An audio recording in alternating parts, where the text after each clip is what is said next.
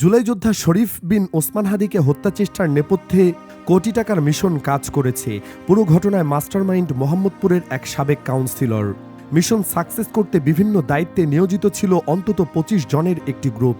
গুলি করা থেকে শুরু করে শুটারদের সীমান্ত পাড়ি দিতে বিভিন্ন পর্যায়ে কাজ করেছেন তারা। কেউ অর্থ যোগান দিয়েছে, কেউ দিয়েছে অস্ত্র। ঘটনার পর দ্রুত পালাতে কয়েক ধাপে যানবাহন প্রস্তুত রাখা, সীমান্ত পার হতে সহায়তা নিশ্চিত করা এবং আইনশৃঙ্খলা রক্ষাকারী বাহিনীর চোখ ফাঁকি দিতে মোটরসাইকেলের নম্বর প্লেট পরিবর্তন করা হয়। সবই ছিল পরিকল্পনার অংশ। আইনশৃঙ্খলা রক্ষাকারী বাহিনীর অনুসন্ধান, তথ্য প্রযুক্তি ও গ্রেফতার আসামিদের জিজ্ঞাসাবাদে চাঞ্চল্যকর এসব তথ্য পেয়েছেন তদন্ত সংশ্লিষ্টরা। এমনকি সবচেয়ে অবাক করা তথ্য হচ্ছে, এই ঘটনায় জড়িত ছিল ঘাতক ফয়সালের বাবা মা থেকে শুরু করে স্ত্রীও। মামলার প্রধান আসামি ফয়সাল করিম মাসুদের বাবা মোহাম্মদ হুমায়ুন কবির ও মা মোসাম্মদ হাসি বেগম ঢাকার আদালতে জবানবন্দি দিয়ে ঘটনার সঙ্গে সংশ্লিষ্ট নানা বিষয় তুলে ধরেছেন। তারা জানান, ছেলের সঙ্গে তাদের নিয়মিত যোগাযোগ ছিল না এবং আলাদা থাকতেন। তবে ঘটনার দিন ফয়সাল তাদের জানিয়ে যায় যে সে বাংলাদেশ ছেড়ে চলে যাবে। আদালতে দেওয়া জবানবন্দিতে তারা বলেন, ঘটনার দিন ১২ই ডিসেম্বর সকাল থেকে ফয়সাল কোনো মোবাইল ফোন ব্যবহার করেননি। ঘটনার আগের রাতেই সে শরীফ ওসমান হাদির পরদিনের কর্মসূচি সম্পর্কে অবগত ছিল বলেও জানান তারা।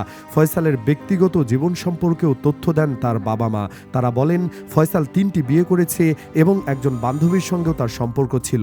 ড্যাফোডিল বিশ্ববিদ্যালয়ে পড়াশোনার সময় থেকেই সে রাজনীতিতে যুক্ত হয় এবং বিভিন্নভাবে আওয়ামী লীগের শীর্ষ পর্যায়ের একাধিক নেতার সঙ্গে ঘনিষ্ঠতা গড়ে তোলে। জবানবন্দিতে আরও বলা হয়, গুলি চালানোর পর ফয়সাল শেরেবাংলা নগরে তার বোনের বাসায় আশ্রয় নেয়। সেখানে বাবা মা ও বোন উপস্থিত ছিলেন। ওই বাসায় গিয়ে সে ব্যবহৃত হুন্ডা মোটরসাইকেলের নাম্বার প্লেট পরিবর্তন করে এবং সংশ্লিষ্ট আলামত নষ্ট করে। পরে সিএনজি অটোরিকশায় করে বাসা ছাড়ে ও এ সময় দেশ ছাড়ার প্রস্তুতির বিষয়টি জানিয়ে যায়। তাদের দাবি, ফয়সালের পালানোর ব্যবস্থাপনায় তার বাবা সহায়তা করেন। আদালত সূত্র জানায়, ফয়সাল গ্রেপ্তারের পর তার বাবা মাকেও আদালতে হাজির করা হয়। মামলার তদন্তকারী কর্মকর্তা ডিবি পুলিশের পরিদর্শক ফয়সাল আহমেদ তাদের জবানবন্দি গ্রহণের আবেদন করেন। আবেদনের পর ঢাকার মেট্রোপলিটন ম্যাজিস্ট্রেট মনিরুল ইসলাম তাদের জবানবন্দি রেকর্ড করেন। জবানবন্দি শেষে দুজনকেই কারাগারে পাঠানো হয়েছে। এদিকে ফয়সালকে পালাতে গাড়ি ভাড়া করে দেওয়ার অভিযোগে গ্রেপ্তার মোহাম্মদ নুরুজ্জামান নোমানী ওরফে উজ্জ্বলকে ৩ দিনের রিমান্ডে নেওয়া হয়েছে। ঢাকার অতিরিক্ত চিফ মেট্রোপলিটন ম্যাজিস্ট্রেট জসিতা ইসলাম শুনানি শেষে এ আদেশ দেন। একই সঙ্গে ৫৪ ধারায় গ্রেপ্তার আব্দুল হান্নানের জামিন আবেদন নামঞ্জুর করে তাকে আদালতে পাঠানোর আদেশ দেওয়া হয়েছে। মামলার বিবরণ অনুযায়ী গত ১২ই ডিসেম্বর ঢাকা ৮ আসনের স্বতন্ত্র প্রার্থী হিসেবে নির্বাচনী প্রচারণায় অংশ নেন শরীফ ওসমান হাদি। সেদিন জুমার নামাজের পর মতিঝিলে প্রচারণা শেষ করে সোহরাওয়ার্দী উদ্যানে যাওয়ার পথে দুপুর আনুমানিক ২:২০ পল্টন মডেল থানার বক্স কালভার্ট এলাকায় পৌঁছালে মোটরসাইকেলে থাকা দুর্বৃত্তরা তাকে লক্ষ্য করে গুলি চালায়। গুরুতর আহত অবস্থায় তাকে প্রথমে ঢাকা মেডিকেল কলেজ হাসপাতালে নেওয়া হয়। অস্ত্রোপচারের পর এভারকেয়ার হাসপাতালে ভর্তি করা হয় এবং পরে উন্নত চিকিৎসার জন্য তাকে সিঙ্গাপুরে পাঠানো হয়। এদিকে সূত্র বলছে, রিমান্ডে চাঞ্চল্যকর তথ্য মিলেছে। ওসমান হাদির উপর হামলার বিষয়টি আগে থেকেই জানতেন কথিত গার্লফ্রেন্ড মারিয়া।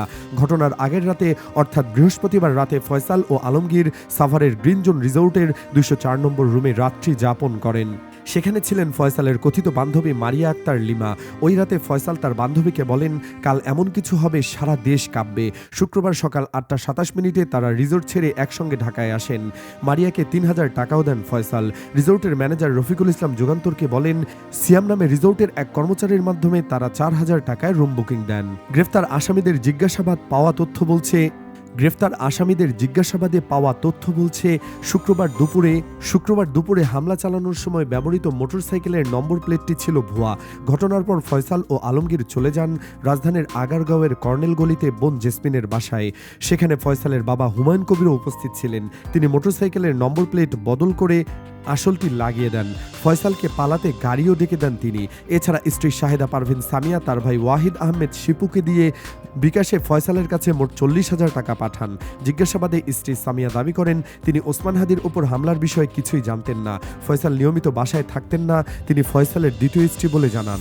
সুপ্রিয় দর্শক, আপনি কি চান এই ঘটনায় ফয়সালের বাবাকে যেন ফাঁসিতে ঝোলানো হয়?